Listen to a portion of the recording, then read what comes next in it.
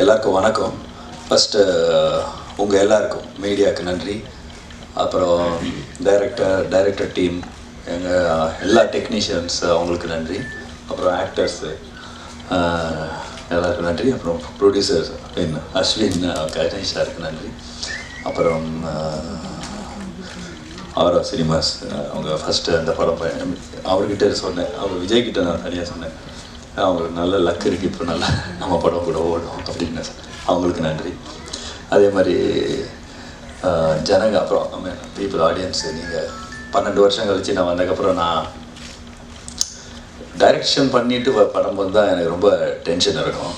ஆனால் நடிச்சுட்டு வரும்போது அவ்வளோ இவ்வளோ இருக்கும் டென்ஷனு. பட் நடிக்கும் போது நான் இந்த படம் போது இவ்வளோ தான் டென்ஷன்.